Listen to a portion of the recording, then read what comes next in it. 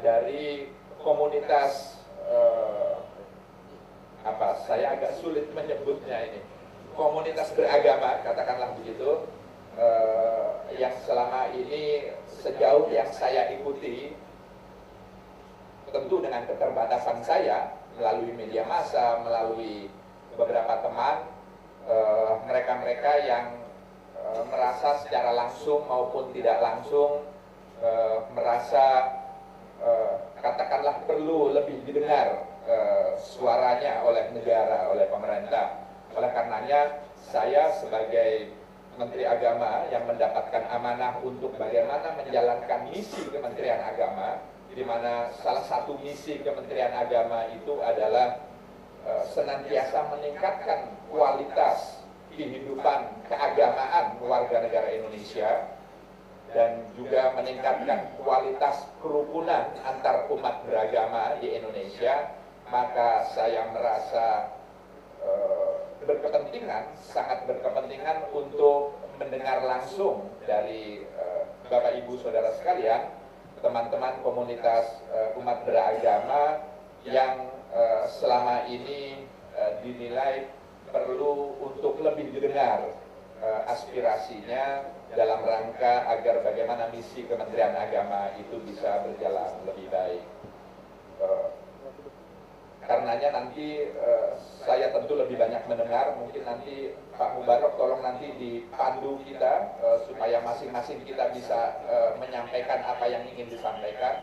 Setidak-tidaknya saya ingin mendengar apa di bidang regulasi, mungkin ada hal-hal yang bagaimana bisa kita pecahkan bersama kalau di sana sini ada hal-hal yang dirasa menjadi kendala, misalnya dalam kita menjalani keyakinan kita dalam rangka mewujudkan kebebasan menjalankan agama atau keyakinan kita, atau mungkin ada kebijakan-kebijakan baik dari pemerintah pusat maupun dari pemerintah daerah yang juga dinilai perlu kita upayakan agar di kemudian hari bisa berjalan lebih baik. Dalam kesempatan ini juga selain komunitas umat beragama yang kami undang, kami juga mengundang para penggiat organisasi-organisasi yang dikenal selalu melakukan advokasi, pendampingan, katakanlah para penggiat kebebasan berkeyakinan, kebebasan beragama. Tadi sudah disebut ada dari Setara, dari Gus Durian, dari Wahid Institute, lalu juga dari Kontras, dari beberapa.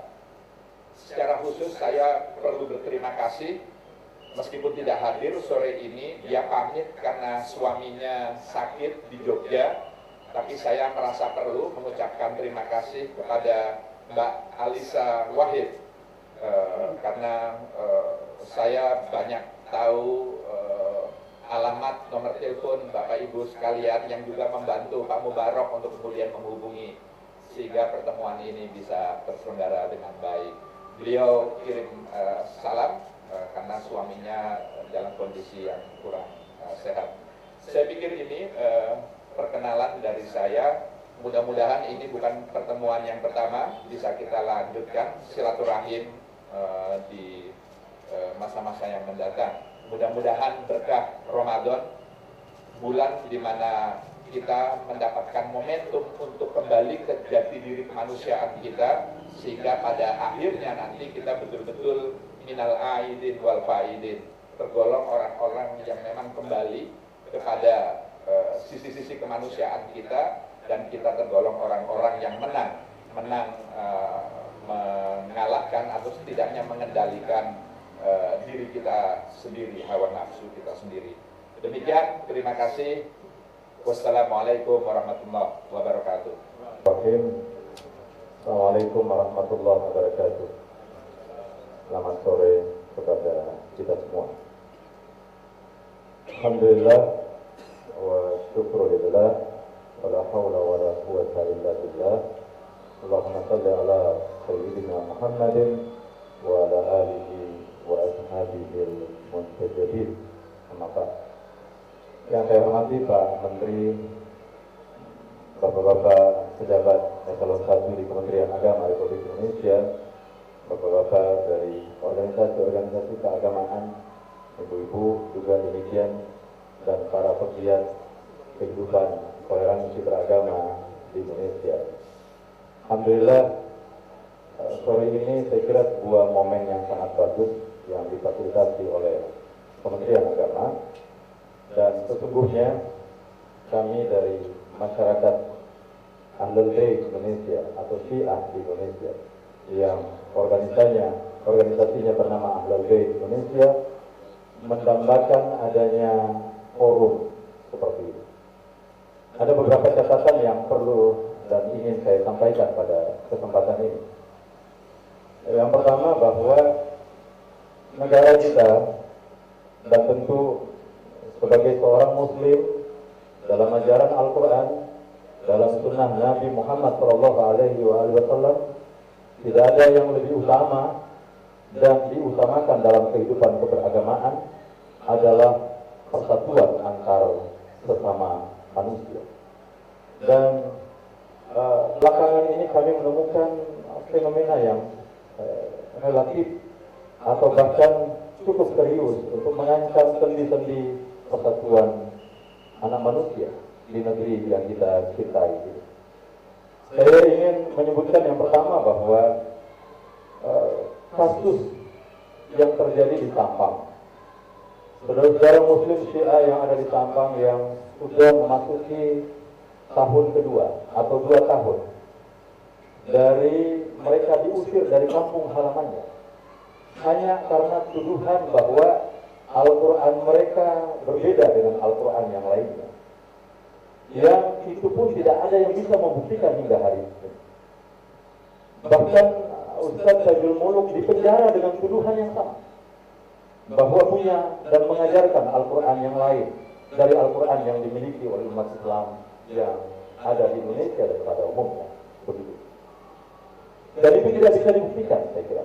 Saya memiliki Al-Quran terbitan negara-negara yang mayoritas bermadzhab Syiah dan bisa dikutip satu persatu. Kalau ada beda titik dan komanya, saya mau taruhan kalau ada yang sampai bisa menunjukkan bahwa ada perbedaan dengan Al-Quran yang lainnya.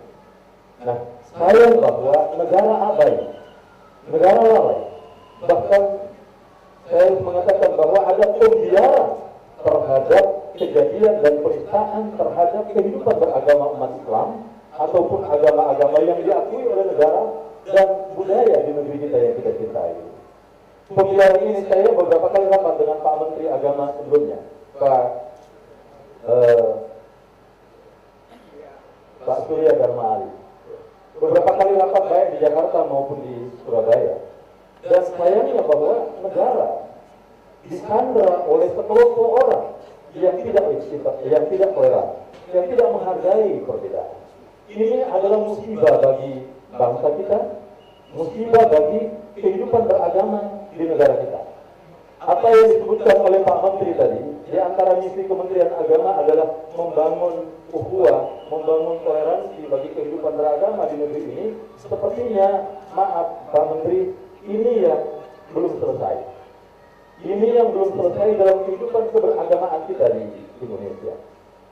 Hanya, kalau saya boleh menyatakan kepada Pak Menteri, bahwa di Sampang itu hanya ada 3 kiai yang menolak kepulangan saudara-saudara muslim Syiah dari pengungsian ke kampung halamannya. 3 orang kiai inilah yang memprovokasi rakyat yang tidak mengerti apa-apa tentang perbedaan-perbedaan mazhab, perbedaan-perbedaan buruk dalam kehidupan beragama dalam Islam. 3 kiai inilah yang memprovokasi umat dan melakukan pembunuhan dari salah satu warga muslim Syiah yang ada di Sampang. Dan ini sampai sekarang tidak selesai. Saya berharap bahwa masa 4 bulan Pak Lukman Hakim sebagai Menteri Agama bisa memfasilitasi proses untuk terjadinya ukhuwah. Yang kedua, Pak Menteri, sejak Desember kemarin, Majelis Ulama Indonesia menerbitkan buku ini. Kami bersurat ke Majelis Ulama Indonesia untuk meminta klarifikasi atas buku ini. Walaupun sebenarnya kami sudah bertemu dengan Pak Amidan dan meminta klarifikasi, beliau mengatakan itu tidak resmi Majelis Ulama. Tetapi tidak ada klarifikasi dari Majelis Ulama. Sementara menggunakan logo Majelis Ulama. Dan dan menerbitkan buku atas penyesatan Syiah memang dilakukan oleh beberapa oknum dari para pengurus majelis ulama.